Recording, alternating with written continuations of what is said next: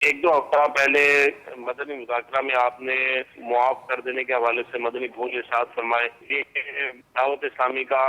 ذرہ ذرہ قیمتی ہے، ایک ذرہ بھی ضائع نہیں ہونا چاہیے، اور دیگر میں آپ نے اس پہ بہت سے مدنی پھول ارشاد فرمائے۔ اللہ تعالیٰ آپ کو جزائے خیر عطا فرمائے، آپ کا سایہ ہم پر دراز فرمائے۔ پاپا جان، آپ کے مدنی پھول ارشاد فرماتے ہوئے ایک ذہن میں ایک سوال پیدا ہوا تھا کہ میں نے بذات خود اس چیز کا مشاہدہ کیا، خود دیکھا ہے کہ بعض اوقات ایسا ہوتا ہے کہ اگر ہمارے کسی اسلامی بھائی سے کوئی غلطی ہو جاتی ہے اور بعد میں وہ اس پر نادم ہوتا ہے، شرمندہ ہوتا ہے، معافی تلافی کا معاملہ بھی کرتا ہے، شرمندہ ہو کر بار بار معافی مانگتا ہے، لیکن اس کے باوجود کہ وہ نادم ہے، اس کے متعلق ہمارے اسلامی بھائی ذہن صاف نہیں کرتے اپنا، انہی باتوں پہ بعض اوقات آپس میں بیٹھ کے اسی بات کو، اسی فعل کو، غلطی کو دہرایا بھی جاتا ہے، اس پہ کلام کیا جاتا ہے، اور اس کو سامنے رکھتے ہوئے اس کے ساتھ رویہ مناسب نہیں رکھا جاتا، اس سے ٹکرایا جاتا ہے۔ اور تو اب باپا جان یہ ارشاد فرمائیے کہ وہ اس اسلامی بھائی کے ساتھ دیگر اسلامی بھائیوں کا اس طرح کا رویہ رکھنا کیا درست ہے؟ اس کو اپنا ذہن کیا بنانا چاہیے؟ اس کی بہت ساری صورتیں بن رہی ہیں۔ اول تو یہ کہ عفو درگزر کا جہاں تک تعلق ہے، وہ تو ظاہر ہے کہ اپنا کسی نے حق تلف کیا، مثلا میری ذات کے تعلق سے کہ مجھے کسی نے برا بھلا کہا، اب اس نے مجھ سے معافی مانگی تو میں نے اس کو معاف کر دیا، یہ تو ہوا۔ اب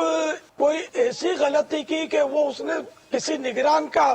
ذاتی حق تلف نہیں کیا، خدا نخواستہ وہ عطیات میں خرد برد کر لیا، پیسے کھا گیا، اب معافیا مانگ رہا ہے، رو رہا ہے، گڑ گڑا رہا ہے، نگران معاف کر دے تو پھر نگران کو معافیوں کے لیے پھر لائن میں لگنا پڑے گا، تو معاف کرنے کا حق کس نے دیا؟ کہ عطیات تو نگران کی ذاتی ملکیت تو نہیں ہے۔ اب ایک میں نے مثال دی کہ اگر خدا نہ خواستہ ایسی کوئی صورت ہوئی تو اب نگران کائے کو معاف کرے گا، اور اسلام بھائی کیوں اس کو معاف کریں گے؟ نہ معاف کر سکتے، ان کو حق ہی نہیں ہے معاف کرنے کا۔ ہاں، جو قصوروار ہے وہ توبہ کرتا ہے اور جتنی رقم خرد برد کی وہ ادا بھی کر دیتا ہے، اور یوں وہ صاف ستھرا ہو گیا۔ اب بھی اگر نگران وغیرہ اس کو برا بھلا بولتے ہیں تو اب یہ مجرم، واقعی مجرم ہے۔ اسی طرح بعض اوقات دل پہ کوئی ایسی چوٹ آ جاتی ہے کہ بعض اسلامی بھائی ایسے نادان ہوتے ہیں، اور نگران کا یا مبلغ کا کسی اسلامی بھائی کا اتنا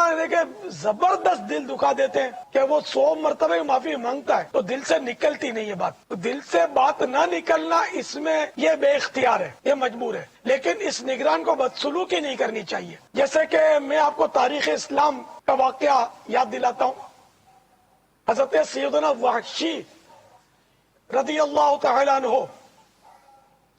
نے سید الشہداء سیدنا حمزہ رضی اللہ تعالی عنہ کو شہید کیا، اور پھر جو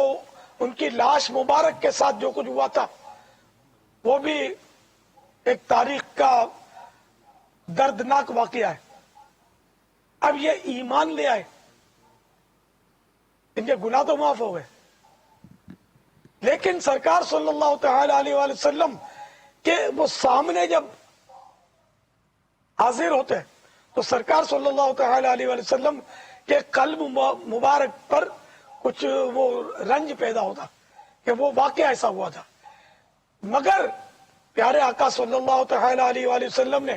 نہ کبھی اس کو ڈانٹا، نہ کبھی اس کو تانا دیا، نہ طنز کیا، نہ اس کو اس بات پر شرمندہ کیا کہ تم نے ایسا کیا تھا تم نے، یہ نہیں۔ تو دل میں رنج کی کیفیت پیدا ہونا، کسی نگران کا دل دکھ گیا ہو تو وہ ٹھیک ہے، اپنی جگہ پر ہے، لیکن وہ زبان کو کنٹرول میں رکھے، ہاتھ پیر کو کنٹرول میں رکھے، اور اس کے بارے میں کسی قسم کی کوئی منفی بات نہ کرے، ورنہ وہ غیبتوں کا سلسلہ، بدگمانیوں کا سلسلہ، بغض و کینے کا سلسلہ، یہ سب ہوتا رہے گا، جھوٹ کا سلسلہ، پھر اضافے بھی ہوتے ہیں نا۔ تو اس لیے سب کو بڑا دل رکھنا چاہیے، اور اپنے ذاتی حقوق کے معاملے میں نرمی کرتے ہوئے، عفو درگزر کے فضائل پر نظر رکھتے ہوئے معاف کر دینا چاہیے، کہ جو بندوں کو معاف کر دیتا ہے اللہ تعالیٰ بھی اس کو معاف کر دے گا، اس کو معاف فرماتا ہے اللہ تعالیٰ۔ تو بہت فضائل ہیں۔ عفو درگزر پورا رسالہ یہ مکتبۃ المدینہ نے چھاپا ہے، غیبت کی تباہ کاریوں میں بھی وہ رسالہ شامل ہے.